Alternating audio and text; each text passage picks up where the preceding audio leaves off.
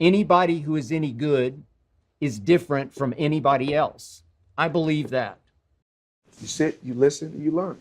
There's only 3 ways you can learn: hearing, seeing, and doing. So how I learn is, that's what makes me so deadly in boxing.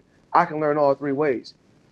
I can watch, I can learn, I can hear it, and I can learn. And if you show me it, if you show me a hands-on, I can learn. So I'm deadly in all 3 ways. I don't want it like that, bro. Don't you want better for your family? They say, oh, it's lonely at the top. You know where else is lonely at? At the bottom. At least people can see you at the top and be inspired by the top, but nobody cares when you're at the bottom. They don't care. It's really lonely at the bottom. It is just going out and having conversations and making offers every single day. Every single day. So today, Jamil, in the Rhino Tribe was Empty the Clip, where it was a challenge to talk to 100 new property owners today. Awesome. Every time somebody completes that, they get a deal.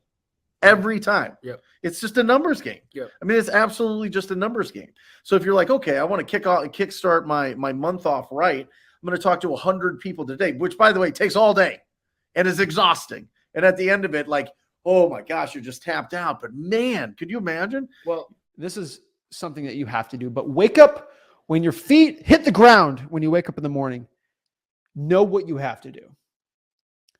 Broke people don't know what they do when they wake up in the morning. Oh, brush my teeth, get ready to work. Boring. Okay. Wake up knowing what you need to do. Know what you have to go after, your goals for the day, how many trying for dollars, reverse trying for dollars leads you have to do.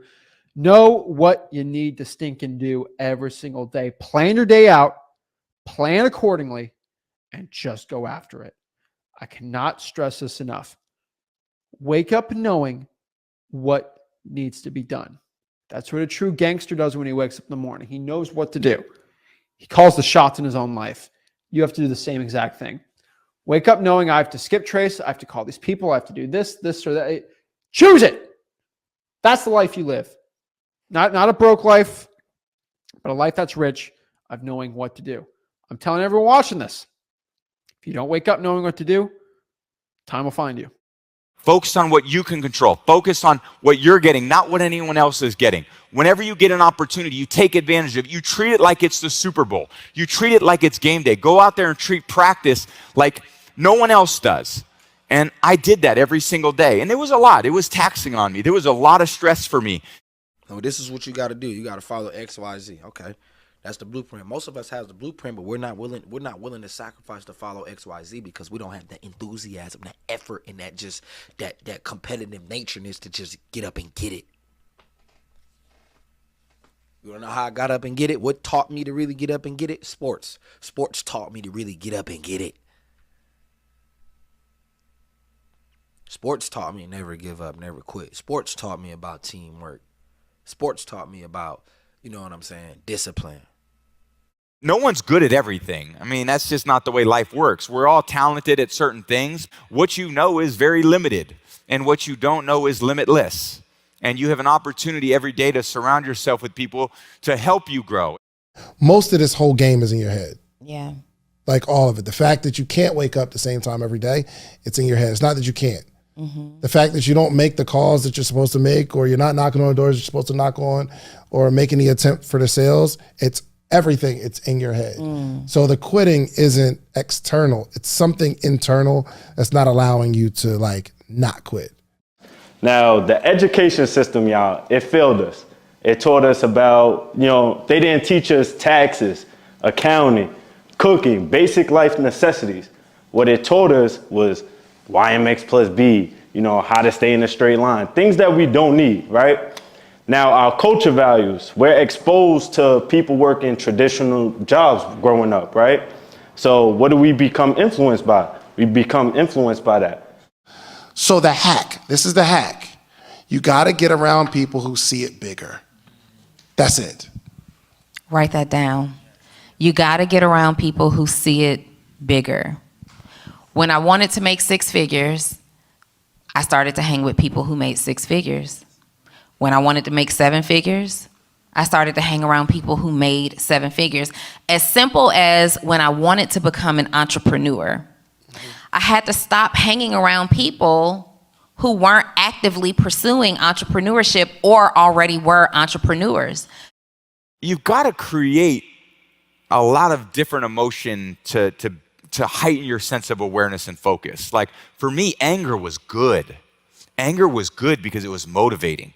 The more I could create an enemy, the more I wanted to go out and kill those guys.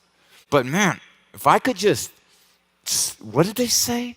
You know, and what did they look like? And did they disrespect me at all? You know, and like those are little things that can get me right in the emotional frame of mind. Not that we record once a week, but we record the same day, same time, every single week. And I think like it's hard to like, it's not tangible.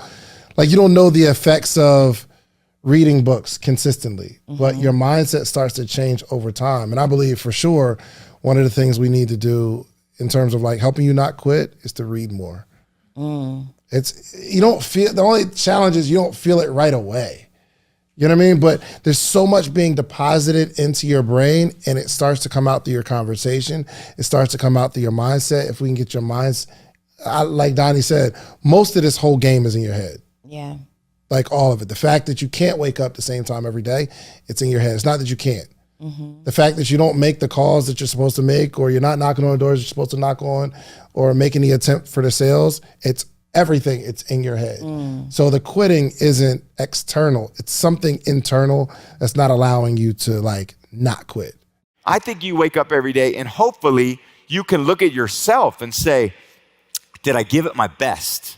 Was that my best? Did I give it everything I could? Did the people around me get as much as I could? And if the answer is no, that's okay. Like, that's okay. Like, but just at least you know it. But don't think that like, you know, that you're gonna have a lot of success if all you do is care about yourself.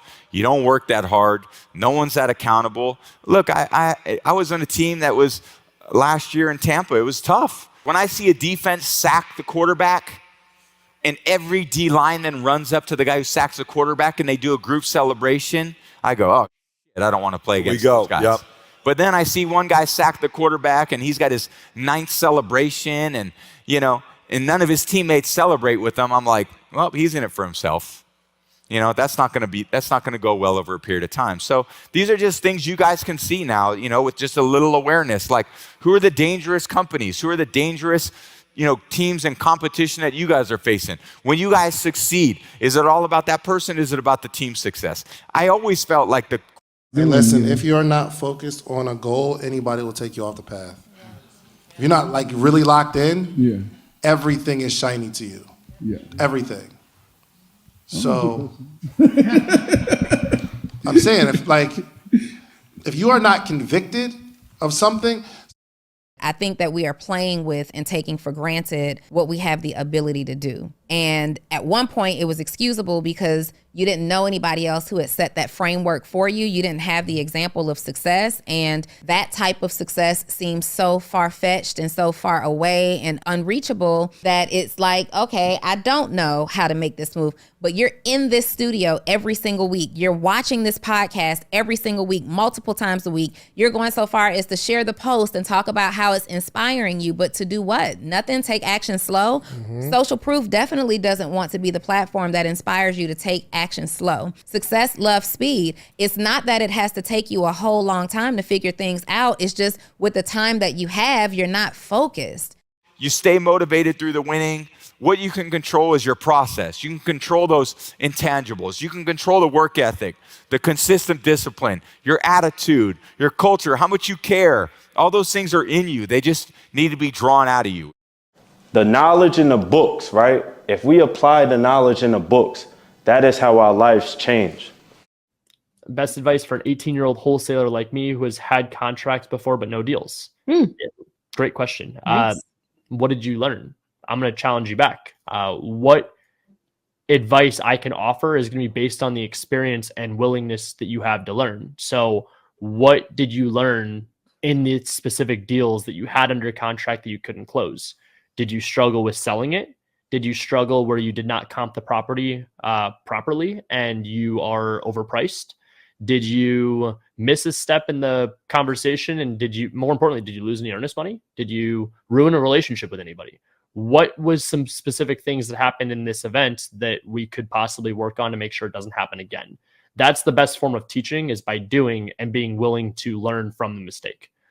You want to set realistic goals. Now, the reason why you want to set realistic goals is because you're going to hold yourself accountable. You want to ask yourself every single day, am I doing everything possible to reach that goal, right? Eventually, you're going to reach that goal where you make that 1,000. Now you have to grow your goals. So for that next 3 months, I want you to think, I want to make 10,000 now, right?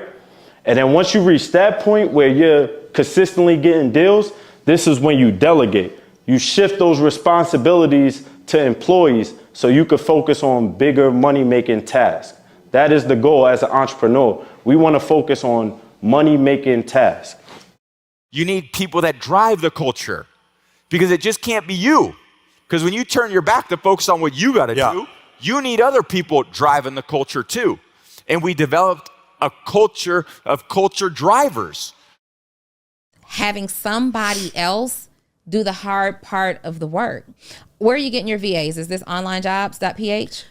Or Upwork, or I have a system where I go into virtual assistant Facebook groups and I say, you know, I'm paying this much an hour. Please email me your voice. I'm going to give you like the game, right?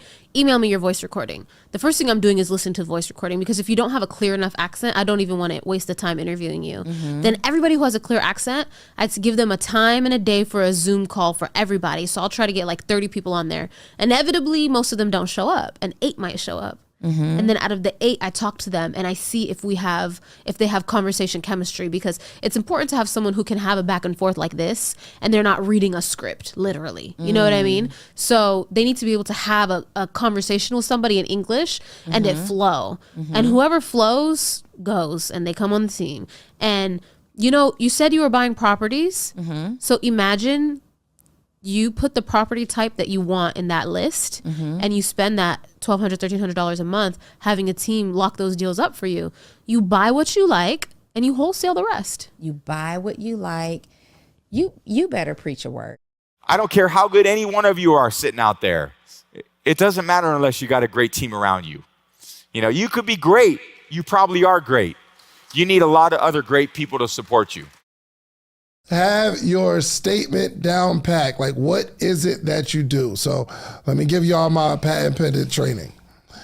I help X do Y by Z. Be clear on who you help and how you help them. What are you helping them accomplish? And then Z, how do you help them do that? I help beginning stage entrepreneurs start, grow, and scale a business with my 3-step process, with my ebook, with my coaching community, with my program. If you have that skill of finding really good deals, then, I mean, you're always going to have checks coming in, and you can hold on to some deals, or you can cash out by wholesaling, or you can close on them and list on the MLS.